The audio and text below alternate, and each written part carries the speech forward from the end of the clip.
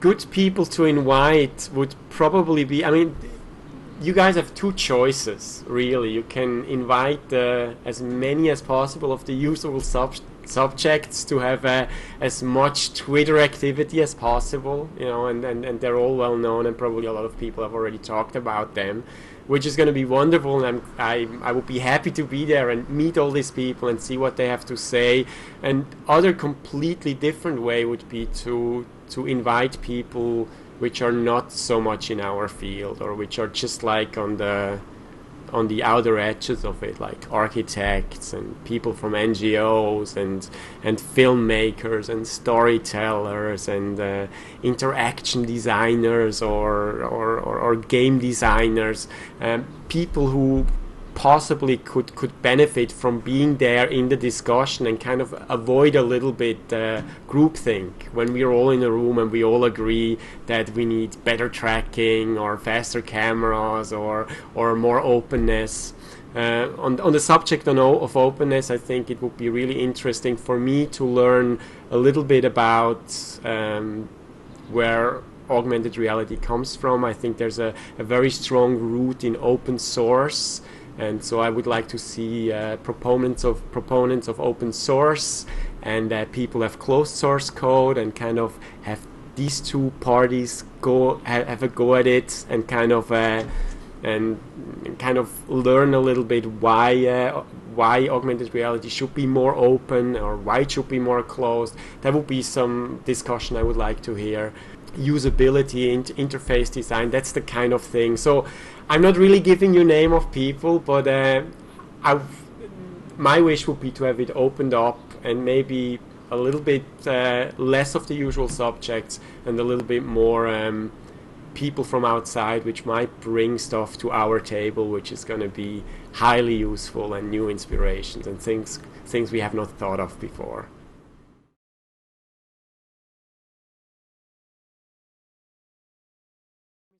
My name is Marco Tempest. I'm a cyber illusionist, which means that I combine magic and science to create illusions. And augmented reality just fits really, really well into that description. It's exactly at that cross between the incredibly real and the incredibly not, and that's where magic is, and that's where augmented reality is, and that's why it's so incredibly appealing and so incredibly relevant in my recent work.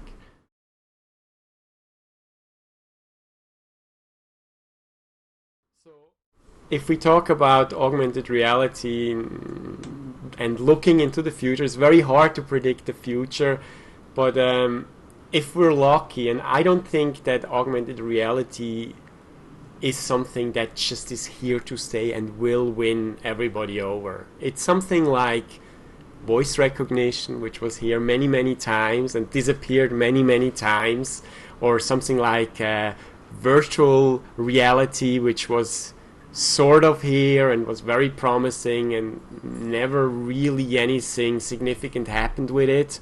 And so I think with augmented reality, we have the exact same situation right now.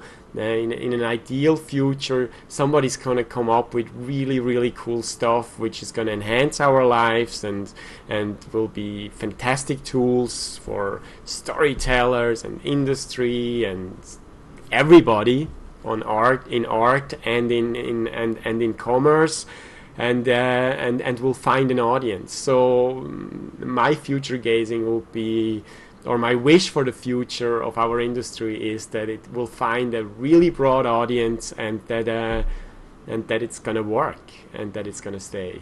That we don't have to revisit it in another 5 or 10 years and say, oh, now we're ready. Look at us, look at us again, because I think we have this one chance now to open that door and come up with good stuff and make it stick.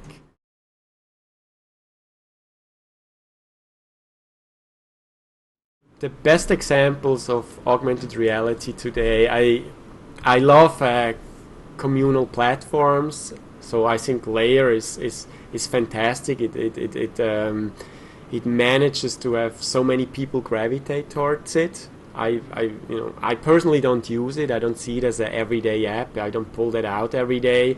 I like I probably like more the idea of it than what it actually is right now. But that's perfectly fine because I think we're in that state in our industry. Apps like Wordlands are super amazing. I think that's a very, very good example. It's something people pick that up and they immediately get it. And Wordlands, again, it's a kind of thing. It would be great to actually be able to download Asian languages onto it and actually use it when you travel. At this point, it's kind of more of an idea than a real useful tool for a world traveler. But again, that's okay too. You know, these are great advances. I think these are the two things which come to mind right away, and then there's some very beautiful little things here and there where people use it in arts to tell stories or to enrich books or toys, and there's a lot of really fascinating little things happening, which each one of them could become very, very significant very, very quickly.